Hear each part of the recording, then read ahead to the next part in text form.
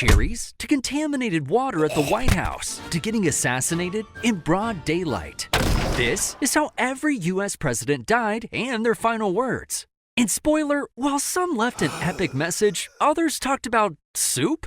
But first, let's start at the beginning with George Washington, our first president, who got a serious throat infection after riding his horse in cold, snowy weather. He likely had epiglottitis, which is when the little flappy thing at the base of your tongue becomes inflamed. Today, that's an easy fix with antibiotics. But back then, doctors tried bloodletting, which is when they cut your arm and drain blood from your body. They thought it would somehow help, but it ended up making things way worse. And it's believed Washington lost 80 ounces of blood. That's like 6 Red Bulls. He told his doctor, "I die hard, but I'm not afraid to go." And as he struggled to breathe, his final words were, "'Tis well."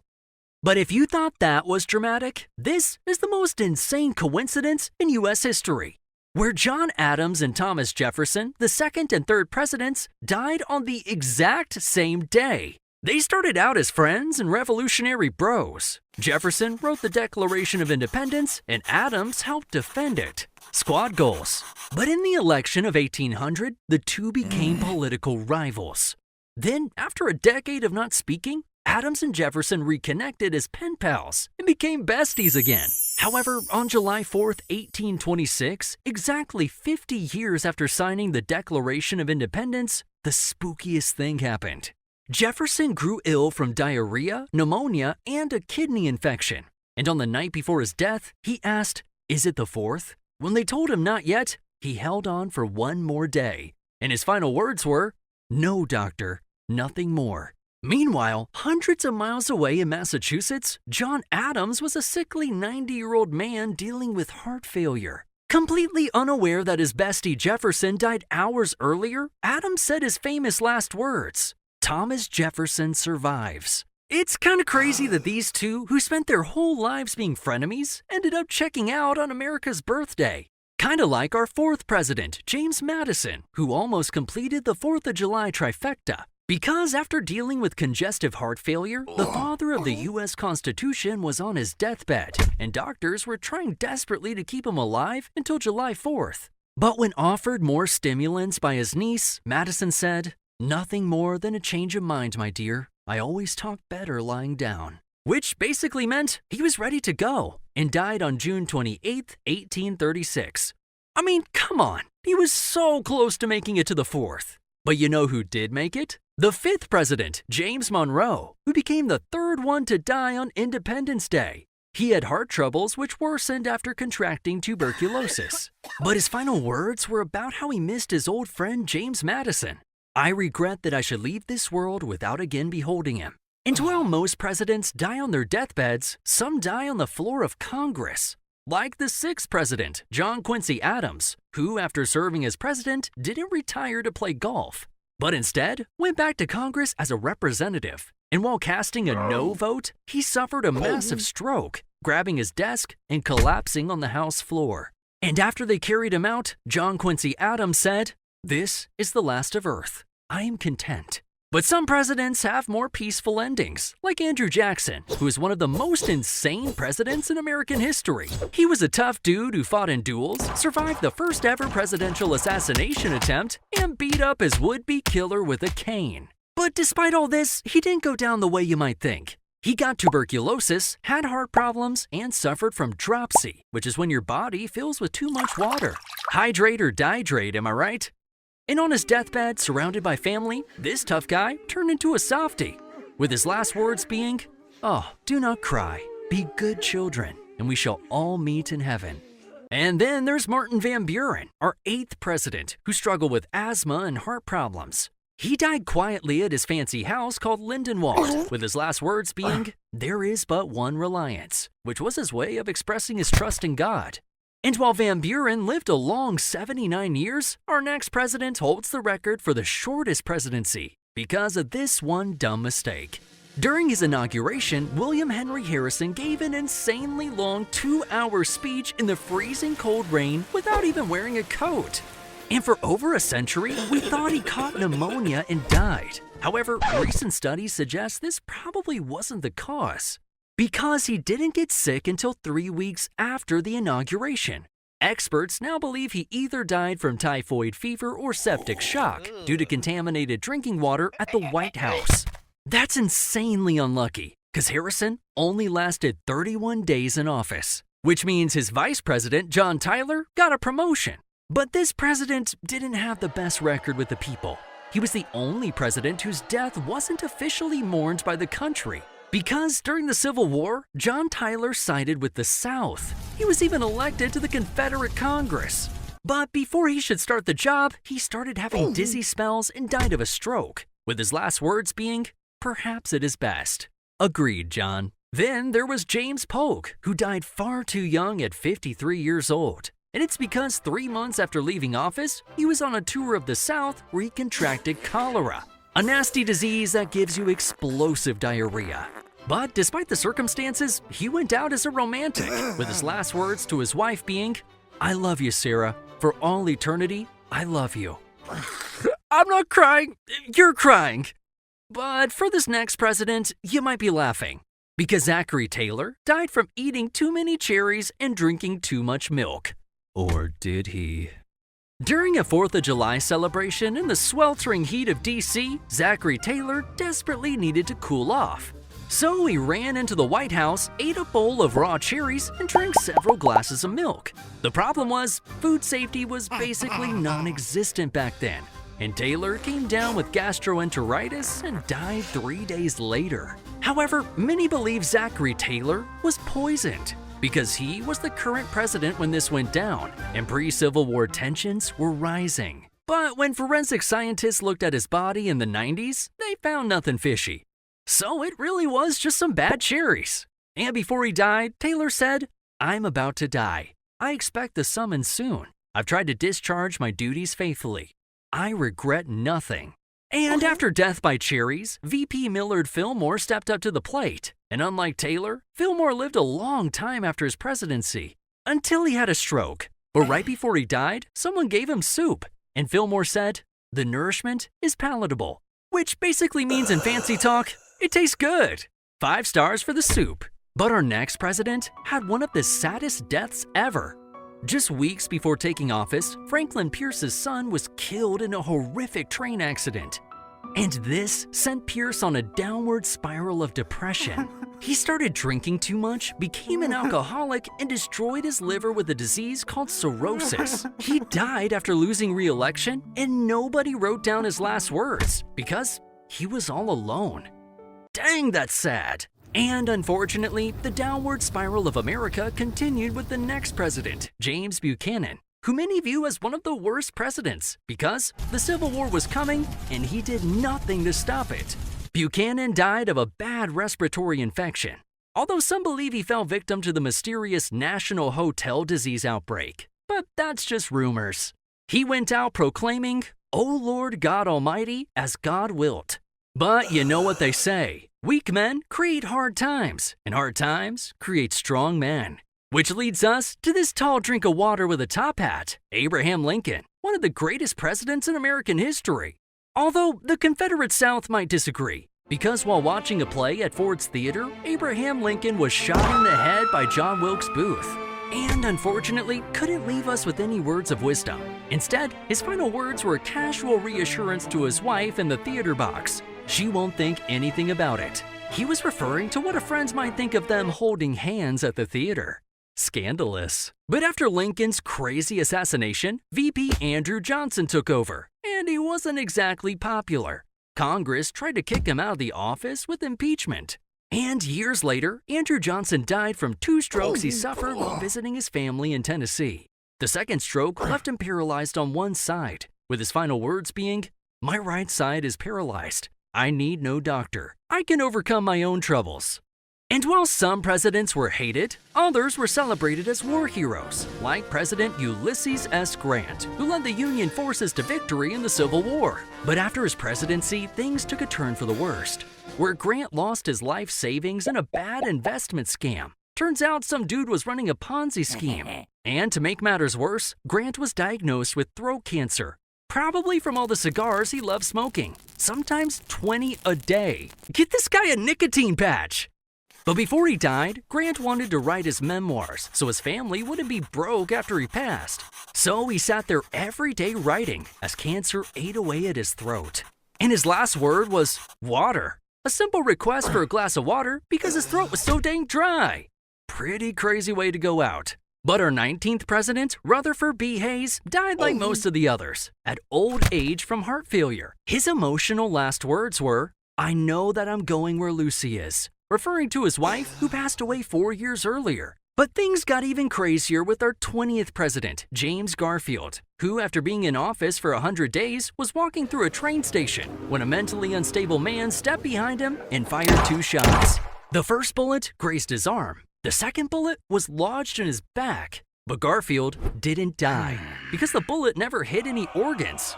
All right. However, it all went downhill when doctors stepped in. They probed around with unsterilized instruments, and one even punctured his liver. So, although Garfield initially survived, he suffered from massive infections over the next 80 days until he slowly died. With his last words being, "Swaim, can't you stop the pain?" Poor guy was basically the victim of medical malpractice. Man, I hate Mondays.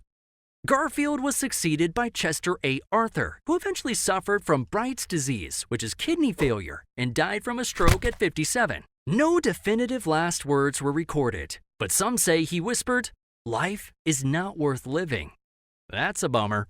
Because our next president was a dude living life to the fullest, Grover Cleveland, who was our 22nd and 24th president. You go, Grover! He died from heart failure at 71, with his last words being, "I've tried so hard to do right." And the president caught between Cleveland's 2 terms was Benjamin Harrison, who came down with a bad case of the flu, which progressed to pneumonia. And despite good medical care, his lungs failed, and his last words being, "Are there any doctors here? Doctor, my lungs." Poor guy couldn't breathe, but at least he wasn't one of the 4 U.S. presidents assassinated, like William McKinley, who was attending a meet and greet in Buffalo when one of the people waiting in line was Leon Czolgosz, a Polish-American anarchist. He concealed a .32 caliber revolver under a handkerchief wrapped around his right hand. When it was his turn to meet the president, Leon fired 2 bullets into McKinley's abdomen. Luckily, 1 bullet grazed him, but the other went deep into his stomach. So they rushed him to the hospital. But the problem was doctors couldn't locate the bullet. So 8 days after the doctors' attempted game of operation, gangrene set in and McKinley died, with his last words being spoken to his wife. "We're all going. We're all going. God's will be done, not ours." But after this, Americans were fed up with presidents being killed. So the Secret Service gained full-time responsibility for protecting the president. Yeah, I think it's about time. Now, VP Teddy Roosevelt got promoted to the top job, and this guy was one of the toughest presidents we've ever seen. He served 2 full terms and wanted to come back for a third. In 1912, Teddy ran again as a third-party candidate for the Bull Moose Party, and when stepping out of his hotel to give a speech, he was shot in the chest. However, he didn't die. In fact, he got right back up and gave an 84-minute speech with a bullet lodged in his chest. That's pretty wild. Teddy went on to live another 6 years, where he led a deadly expedition through the Amazon rainforest, and once again, almost died. This time from a leg infection, weight loss, and malaria. And many believe this permanently weakened him. Because at 60 years old, Teddy died from a blood clot in his sleep, with his last words being, "Put out the light, James." Man, pour one out for Teddy. Because while some presidents are warriors, others are William Howard Taft. The president famous for being so fat, he got stuck in his bathtub. Charming. But believe it or not, that's not how he died. At only 5'11", William Taft ballooned to over 300 pounds, which strained his heart. And although he lost a great deal of weight, the damage was already done, with Taft dying from heart failure at 72. And his final words weren't recorded, so we'll just have to use our imagination. Woodrow Wilson never fully recovered from a massive stroke he suffered while in office. Unfortunately, he lived his final years partially paralyzed, with his last words being, "I am a broken piece of machinery. When the machine is broken, I am ready." But at least this dude died after being president. Unlike Warren G. Harding, who was dealing with corruption scandals while president, so in an effort to rebuild public trust, he went on a cross-country speaking tour. But the situation was so dang stressful, he developed pneumonia, and while resting in bed with his wife reading the paper, Harding died from a heart attack. Poor guy's last words were, "That's good. Go on, read some more." And his VP Calvin Coolidge became the next president, who, after a few years of leaving office, died suddenly of a heart attack at age 60. Silent Cal was famously super quiet, so upon news of his death, Dorothy Parker joked, "How can they tell?" Cal's last words were, "Good morning, Robert," a simple greeting to a worker in his home. And while some presidents' lives are cut short, others live a long life, like Herbert Hoover, who was the second president to reach 90 since John Adams. Hoover eventually died of internal bleeding, but because he was so weak, no last words were ever documented. And then we have Franklin D. Roosevelt, who was elected President of the United States a ridiculous 4 times in a row. I mean, leave some for the rest of us. But by his 4th term, FDR's health was falling apart. He dealt with high blood pressure, heart disease, and secretly had polio, which left him paralyzed from the waist down. Oh, and on top of all that, he had to deal with the stress of the Great Depression and a small conflict called World War II. Pretty crazy. So in his 4th term, FDR suffered a massive stroke while posing for a portrait at his Georgia retreat. His last words were, "I have terrific pain in the back of my head." Which means VP Harry Truman became the next president, and he lived for several more decades until he was hospitalized at 88 years old from pneumonia. Truman's condition worsened as multiple organs failed and he slipped into a coma. And because he was in a coma, no last words were recorded when he died. On the other hand, we know the exact last words of Dwight D. Eisenhower, and they were pretty direct. After a long history of heart attacks and strokes, Eisenhower was hospitalized at the famous Walter Reed Hospital. He ultimately died from congestive heart failure, with his last words being, "I want to go. God take me." Sometimes presidents are ready to go, while others are taken far too soon. Like President John F. Kennedy, who is famously riding in an open motorcade in Dealey Plaza when a sniper's bullet struck his head, killing him in an instant. Now, we're not going to get into all the theories about who really killed JFK, but most believe the main dude responsible was Lee Harvey Oswald, who was murdered himself just 3 days later, making things even more suspicious. But before the assassination, Nellie Connolly was sitting in the middle row when she told JFK, "Mr. President, you can't say Dallas doesn't love you." And JFK responded, "No, you certainly can't," just seconds before he was shot. At just 46 years old, Kennedy was the youngest president ever killed in American history. And the man that took his place was Lyndon B. Johnson, who died 10 years later when he had a massive heart attack at his Texas ranch. And as he felt it come on, he grabbed the telephone and said, "Send Mike immediately," referring to his Secret Service agent. But it was too late. Those were his final words as he dropped dead. Now, Richard Nixon died in a similar fashion. Famous for dealing with Watergate and getting impeached, dude lived a pretty stressful life. But Nixon didn't die until he was 82. After suffering a massive stroke in his home in New Jersey, Nixon yelled, "Help!" That was his last word as he was rushed to the hospital and slipped into a coma before finally passing.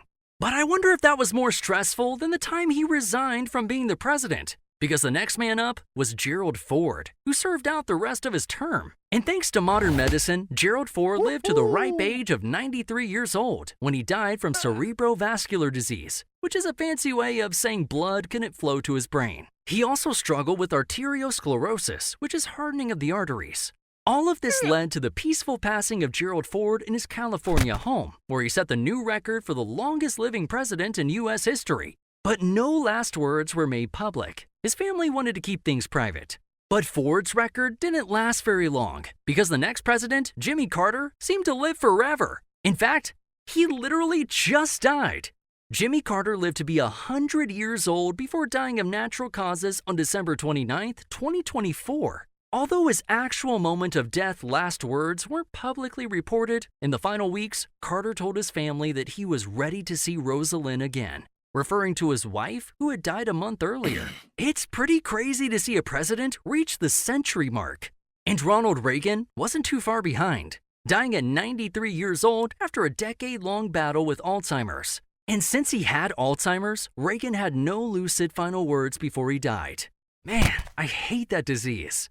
Kinda like I hate Parkinson's, which is what George H.W. Bush suffered from in his final years, which left him wheelchair-bound. His last phone call was to his son, the other President George Bush, where he said his final words, "I love you too," right before dying at 94 years old.